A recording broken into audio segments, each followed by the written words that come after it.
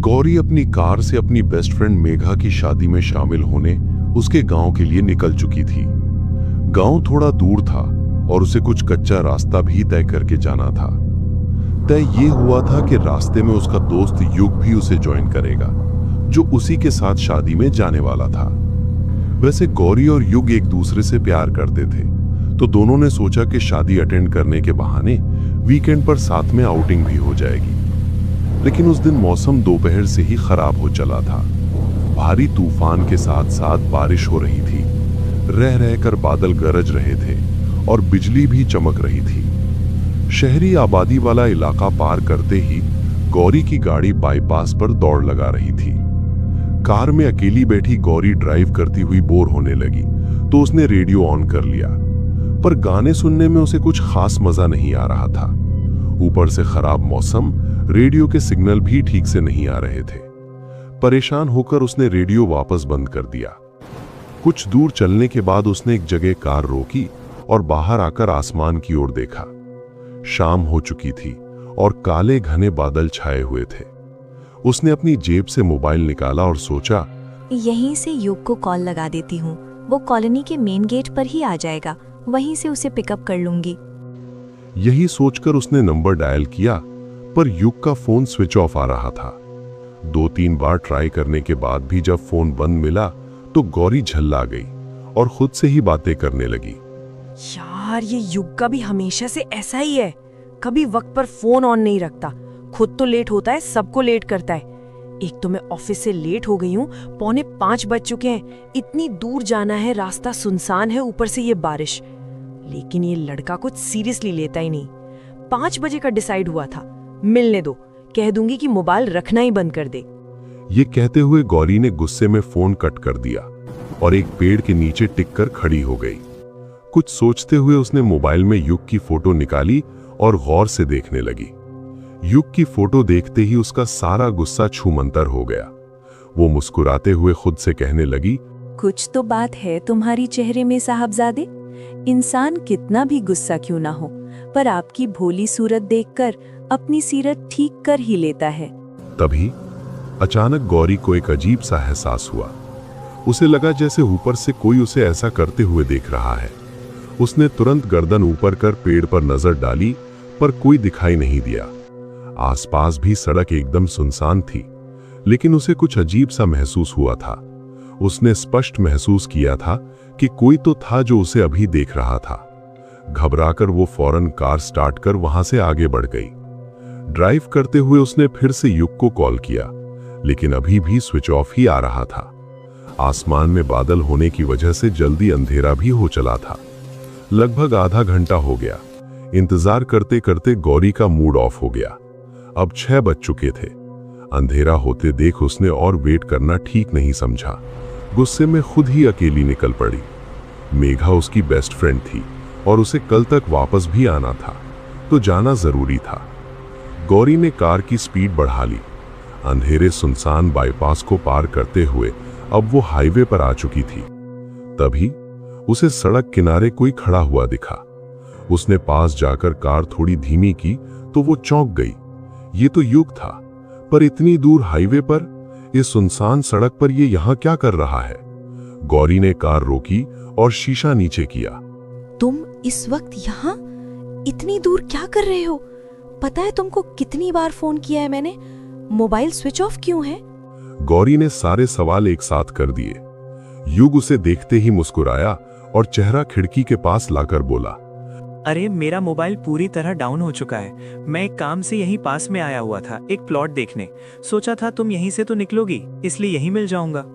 युग गेट खोलकर उसके बगल में बैठ गया और गाड़ी वापस हाईवे पर दौड़ने लगी। गौरी ने ड्राइव करते हुए पूछा, कौन सा प्लॉट देखने आए थे इस सुनसान जगह पर? कल तो तुमने ऐसा कुछ नहीं बताया था। युग ने जवाब दिया, एक दोस्त ने कल रात को ही बताया था। जब पता चला कि वो प्लॉट भी तुम्हारे शहर जाने वाले रास्ते में पड़ता है, तो मैंने सोचा जल्दी यहाँ आकर तुम्हारा वेट करूंगा। गौरी ने तंज कसते हुए कहा, और यदि मैं तुमको देखे बिना ही सीधी निकल जाती तो? जनाब खड़े रहते सुनसान सड़क पर बारिश में भीगते हुए। युग मुस्कुराते हुए बोला, पहली बात तो ऐसा होता ही नहीं, और अगर तुम बिना देखे निकल भी जाती तो कोई और मिल जाती जो मुझे लिफ्ट दे देती। गौरी हंसते हुए बोली, ओ जनाब, ये गलतफहमी दिल से निकाल दो। कोई भी लड़की रात के वक्त इस सुनसान हाईवे पर अकेले किसी लड़के के लिए गाड़ी नहीं रोकेगी। कोई भूतनी या चुड़ैल ही होगी जो इस वक्त तुम्हें लिफ्ट ऑफर करेगी। जरा संभल कर रहना, पता चला तुम पहचान नहीं पाए और वो तुमको मूर्ख बनाकर साफ कर दे। युग गौरी को घूरते हुए बोला। कोई भूत नहीं होता मैडम, सब मन का वहम है। गौरी ने भी कह दिया, तुमको क्या पता कि मैं गौरी ही हूँ? हो सकता है मैं कोई भूत हूँ। आजकल वो बहुत एडवांस हो चुके हैं, किसी का भी रूप ले लेते हैं। तभी गौरी के फोन की घंटी बजती है। वो बैग से फोन निकालने के लिए हाथ बढ़ाती ही है कि युग उसे टोक देता है। अरे यार, अब इस फोन को भी अभी आना था। रहने दो, मत उठाओ। बाहर देखो कितनी हसीन शाम है और तुम फोन उठाने जा रही हो। युग की बात सुनकर गौरी हाथ रोक लेती है। दिन ढल चुका था, अंधेरा शवाब पर था और बिजली की चमक के साथ बारिश शुरू हो चुकी थी। पानी पड़ने के कारण आगे का कुछ साफ नहीं दिख रहा था, इसलिए गौरी ने वाइपर चालू कर दिए। सुनसान खामोश वातावरण में बस वाइपर की आवाज स्पष्ट आ रही थी। तभी युग बोला, मुझे तुम्हारी बात से हल्का हल्का डर लगने लगा है। कहीं तुम सच में कोई भूत या चुड़ैल तो नहीं, वरना मैं तो बेमौत मारा जाऊंगा। गौरी जोर जोर से हंसने लगी। मिस्टर युग, कोई भी भूत कभी खुद नहीं बताता कि वो भूत है। ये तो अपनी अकल से पता लगाना पड़ता है। अच्छा, तो तुम ही बता दो, क्या पहचान होती है भूत की? गौरी ने बुजुर्गों की सुनी बातें बताईं कि भूत के पैर उल्टे होते हैं, वो लगातार एकटक नहीं देखते और रात में ज्यादा शक्तिशाली हो जाते हैं। पर तभी युग ने कुछ ऐसा कहा जो हैरान करने वाला था। युग बोला, लेकिन मैंने तो सुना है कि सभी भूतों के पैर उल्टे नहीं होते। भूत और प्रेत दोनों अलग चीज हैं। भूत किसी के शरीर में घुसकर मनमानी करते हैं, जबकि प्रेत स्वयं किसी का भी रूप धरने में सक्षम होते हैं। वो हमेशा डरावनी शक्ल लिए नहीं घूमते। और प्रेतों में सबसे खतरनाक होता है पिशाच, जो सिर्फ रात में निकलता है, जो सूरज की रोशनी में कभी नहीं आता और सामने वाले को भ्रमित कर देता है। जो लोग अकाल मरते हैं, जैसे जलकर, डूबकर या एक्सीडेंट में, उनमें से 99% प्रेत योनि के पिशाच बन जाते हैं। गौरी हैरानी से उसे सुने जा रही थी। उसने हंसते हुए कहा, वाह यार, तुमने तो भूत प्रेत पर पूरी पीएचडी कर रखी है। तभी फिर से मोबाइल बजता है और युग फिर से गौरी को फोन स्विच ऑफ करने को बोल देता है। गौरी बिना स्क्रीन देखे फोन स्विच ऑफ कर देती है। चलते हुए काफी वक्त हो गया था, लेकिन वो नाका नहीं आया जहां से उन्हें गांव के लिए टर्न लेना था। रात के 9 बज गए थे। गौरी ने कार रोककर बाहर देखा तो एक बूढ़े बाबा छतरी लगाए निकल रहे थे। गौरी ने उन्हें आवाज दी। अरे बाबा, ये संग्रामपुर गांव का नाका किधर पड़ता है? बूढ़े बाबा ने खिड़की पर आकर गर्दन झुकाकर कहा, बेटी तुम आगे आ गई, वो नाका तो पीछे छूट गया। गौरी अफसोस करने लगी, इतना बड़ा नाका जहां एक ढाबा भी बना है, वो उससे मिस कैसे हो गया। तभी गौरी की नजर सड़क किनारे एक छोटे से हनुमान जी के मंदिर पर पड़ी। गौरी ने कार रोकी और जाने लगी। युग ने पूछा, कहाँ जा रही हो? तो गौरी ने कहा, बस माथा टेक कर आते हो। लेकिन युग ने कहा, मैं दर्शन करने नहीं चलूंगा, मैं आज नहाया नहीं। और वो गाड़ी से उतरकर एक तरफ मुंह करके दूर खड़ा हो गया। गौरी अकेली मंदिर गई। जैसे ही उसने माथा टेक कर वापस पलटा, पीछे से एक आवाज आई, सावधान बेटी।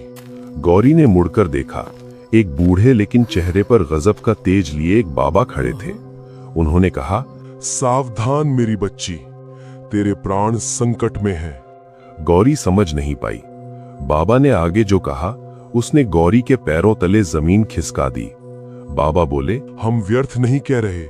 वो जो तेरे साथ तेरा दोस्त है ना, वो तेरा दोस्त नहीं बल्कि एक पिशाच है। तेरा दोस्त तबीयत खराब होने के कारण नहीं आ पाया। तू जब उस पेड़ के नीचे खड़ी होकर उसकी तस्वीर देख रही थी, तब यही पिशाच उस पेड़ पर बैठा था।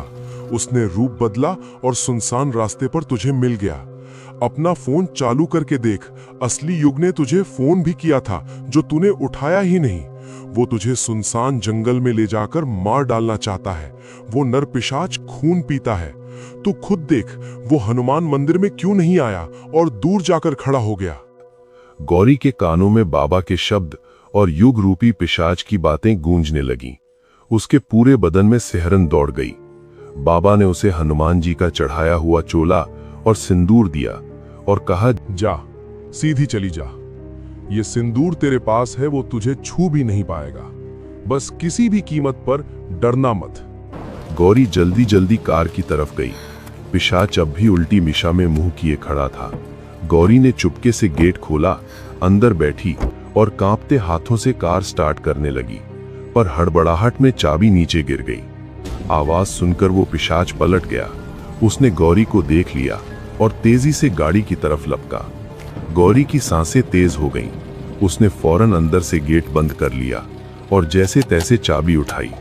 बाहर वो शैतान अब अपने असली खौफनाक रूप में आ चुका था। वो अपने खूनी पंजों से कांच को बाहर से ठोक रहा था। गौरी बदहवास होकर गाड़ी भगाई। उसके मुंह से घबराहट में हिचकियां निकल रही थीं। वो शैतान कार से बुरी तरह लिपटा हुआ था, कभी साइड में, कभी सामने कांच पर। उसके लंबे लंबे नाखून देखकर गौरी की सांस अटकने लगी।